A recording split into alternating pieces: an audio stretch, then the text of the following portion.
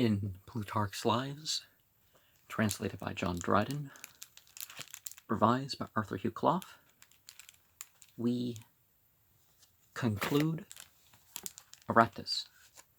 Having thus begun the war, as it seemed, with too much heat and passion, he then ran into the other extreme, cooling again and desponding so much that he let pass and overlooked many fair opportunities of advantage given by the Attalians, and allowed them to run riot, as it were, throughout all Peloponnesus, with all manner of insolence and licentiousness. Wherefore, holding forth their hands once more to the Macedonians, they invited and drew in Philip to intermeddle in the affairs of Greece, chiefly hoping, because of his affection and trust that he felt for Aratus, they should find him easy-tempered and ready to be managed as they pleased. But the king, being now persuaded by Apelles, Agelaus, and other courtiers that endeavored to ruin the credit Aratus had with him, took the side of the contrary faction,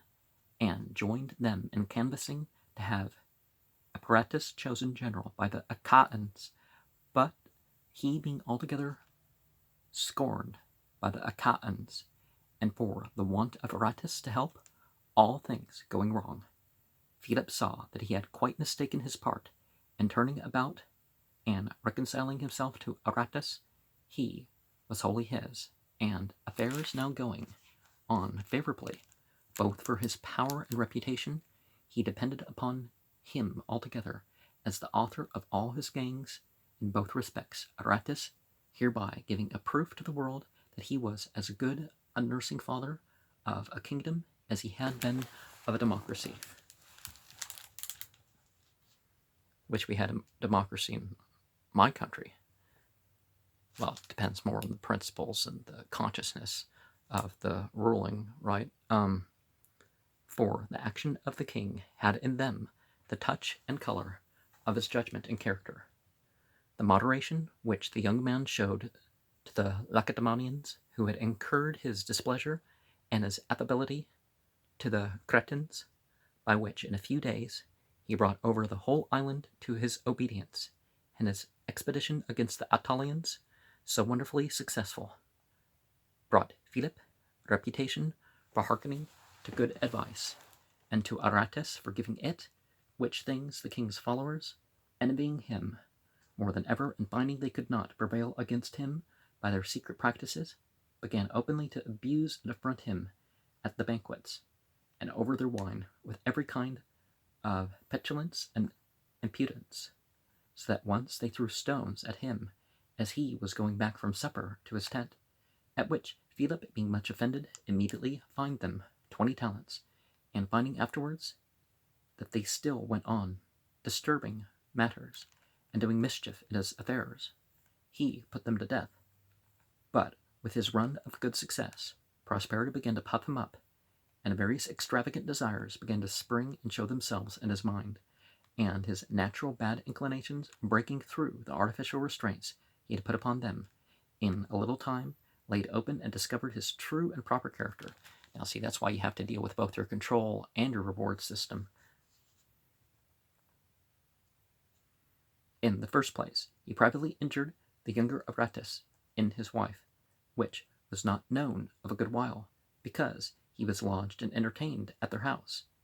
Then he began to be more rough and untractable in the domestic politics of Greece, and showed plainly that he was wishing to shake himself loose of Aratus. This the Messenian affairs first gave occasion to suspect, for they falling into sedition, and Aratus being just too late with his successors. Philip, who got into the city one day before him, at once blew up at the flame of contention amongst them, asking privately, on the one hand, the Messenian generals,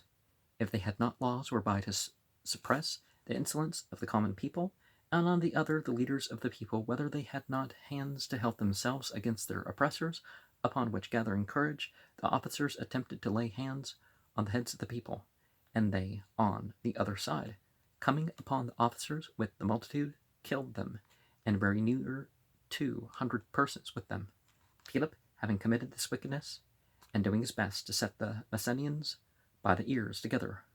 more than before, Aratus arrived there, and both showed plainly that he took it ill himself, and also he suffered his son bitterly to reproach and revile him. It should seem that the young man had an attachment for Philip, and so at this time one of his expressions to him was that he no longer appeared to him the handsomest, but the most deformed of all men, after so foul an action. To all which Philip gave him no answer, though he seemed so angry as to make it expected he would, and though several times he cried out aloud while the young man was speaking. But as for the elder Aratus, seeming to take all that he said in good part, and as if it were by nature a politic character, and had a good command of himself, he gave him his hand and led him out of the theatre, and carried with him to the Ithamatus to sacrifice there to Jupiter, and take a view of the place, for it is a post as fortifiable as the Acrocorinthus, and with a garrison in it, quite as strong and impregnable to the attacks of all around it. Philip therefore went up hither, and having offered sacrifice, receiving the entrails of the ox with both hands from the priest, he showed them to Aratus and Demetrius, the Pharian, presenting them sometimes to the one, and sometimes to the other, asking them what they judged by the tokens in the sacrifice, what was to be done with the fort. Was he to keep it for himself, or restore it to the Messenians? Demetrius laughed and answered, "If you have in you the soul of a soothsayer, you will restore it, but if of a prince, you will hold up the ox by both the horns," meaning to refer to Peloponnesus, which would be wholly in his power and at his disposal if he added the Ithamatus to the Acrocorinthus. Aratus said not a word for a good while, but Philip, entreating him to declare his opinion, he said, "Many and great hills are there in Creta, and many rocks in Boeotia and Phakis, and many remarkable strongholds both near the sea and in the midland in Acarnania, and yet all these people obey your orders, though you have not possessed yourself of any one of those places. Robbers nest themselves in rocks and precipices, but the strongest fort a king can have is confidence and affection. These have opened to you the Cretan Sea. These make you master of Peloponnesus, and by the help of these, young as you are you become captain of the one and lord of the other." While he was still speaking, Philip returned the entrails to the priest, and drawing Aratus to him by the hand, "Come then," said he, "let us follow the same course, as if he felt himself forced by him, and obliged to give up the town." From this time Aratus began to withdraw from the court, and retired by degrees from Philip's company, when he was preparing to march into Epirus, and desired him that he would accompany him thither. He excused himself and stayed at home, apprehending that he should get nothing but discredit by having anything to do with his actions. But then afterwards, having shamefully lost his fleet against the Romans, and miscarried in all his designs, he returned into Peloponnesus, where he tried once more to beguile the Messenians by his artifices, and falling in this, he began openly to attack them and ravage their country. Then Aratus fell out with him downright, and utterly renounced his friendship, for he had begun then to be fully aware of the injuries done to his son and his wife, which vexed him greatly, though he concealed them from his son, as he could but know he'd been abused, without having any means to revenge himself. For indeed Philip seems to have been an instance of the greatest and strangest alteration of character. After being a mild king and modest and chaste youth, he became a lascivious man and most cruel tyrant, though in reality This was not a change of his nature, but a bold unmasking, when safe opportunity came, of the evil inclinations which his fear had, for a long time, bade him dissemble. Well, if you think that it's wrong, or or the consequences don't sound good for things, it is part of your character to whatever, but yeah, something in the way may not be in the way that helps you in that, For that respect, he at the beginning bore to Aratus, had a great alloy of fear and awe, appears evidently from what he did to him at last, for being desirous to put him to death, not thinking himself, whilst he was alive, to be properly free as a man, much less at liberty to do his pleasure as king or tyrant. He durst not attempt to do it by open force, but commanded Tarion, one of his captains and familiars, to make him away secretly by poison, if possible, in his absence. Tarion, therefore, made himself intimate with Aratus, and gave him a dose, not of your strong and violent poisons, but such as cause gentle, feverish heats at first, and a dull cough, and so by degrees bring on certain death. Aratus perceived what was done to him, but knowing that it was in vain to make any worse of it, bore it patiently and with silence, and as if it had been some common and unusual distemper. Only once, a friend of his being with him in his chamber, he spat some blood, which his friend observing, and wondering at, "These, O Cephalon," said he, "are the wages of a king's love." Thus he died in Agium, in his 17th generalship. The Achaeans were very desirous that he should be buried there, with a funeral and monument suitable to his life, but the Sicaonians treated it as a calamity to them if he were interred anywhere but in their city, and prevailed with the Achaeans to grant them the disposal of the body. And really, you should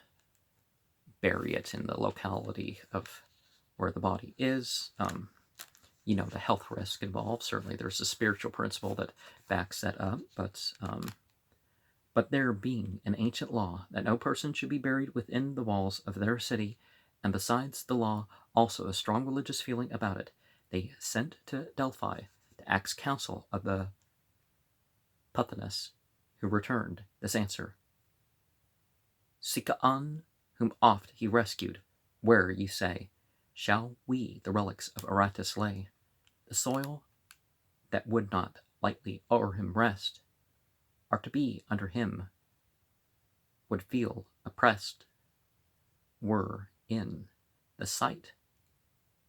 of earth and seas and skies unblessed. This oracle being brought, all the Achaeans were well pleased at it, but especially the Sicaonians, who, changing their mourning into public joy, immediately fetched the body from Agium, and in a kind of solemn procession brought it into the city, being crowned with garlands, and arrayed in white garments. With singing and dancing, and choosing a conspicuous place, they buried him there, as the founder and savior of their city. The place is to this day called Arretium, and there they yearly make 2 solemn sacrifices to him, the one on the day he delivered the city from tyranny, being the 5th of the month Dacius, which the Athenians call Anthesterion, and this sacrifice they call Soteria, the other in the month of his birth, which is still remembered. Now the first of these was performed by the priest of Jupiter, Soter, the second by the priest of Aratus, wearing a band around his head, not pure white, but mingled with purple. Hymns were sung to the harp by the singers at the feasts of Bacchus. The processions were led up by the president of the public exercise with the boys and young men. These were followed by the councillors wearing garlands, and other citizens, such as pleased of these observances some small traces. It is still made a point of religion not to omit on the appointed days, but the greatest part of the ceremonies have through time and other intervening accidents been disused. And such as history tells us, was the life and manners of the elder Aratus, and for the younger his son Philip, abominably wicked by nature and a savage abuser of his power, gave him such poisonous medicines as though they did not kill him indeed, yet made him lose his senses and run into the wild, and absurd attempts and desire to do actions and satisfy appetites that were ridiculous and shameful, so that his death, which happened to him while he was yet young and in the flower of his age, cannot be so esteemed a misfortune as the deliverance and end of his misery. However, Philip paid dearly all through the rest of his life for these impious violations of friendship and hospitality. For being overcome by the Romans, he was forced to put himself wholly into their hands, and being deprived of his other dominions, and surrendering all his ships, except 5, he had to pay a fine of 1,000 talents, and to give his son for hostage, and only out of mere pity was he suffered to keep Macedonia and its dependencies, where continually putting to death the noblest of his subjects and the nearest relations he had, he filled the whole kingdom with horror and hatred of him. And whereas, amidst so many misfortunes, he had but one good chance, which was having a son of great virtue and merit him, through jealousy and envy at the honor of the Romans for him, he caused to be murdered, and left his kingdom to Perseus, who, as some say, was not his own child, but suppositiously born of a Sempstress Gnathanion. Gnathanion. This was he whom Paulus Aemilius led in triumph, and in whom ended the succession of Antigonus's line and kingdom. But the posterity of Aratus continued still in our days at Sicyon and Pellene. And, well, as a reminder, I guess, doesn't entirely relate, but execution methods should not be by poisoning, because that can go wrong. And it can be excessively cruel.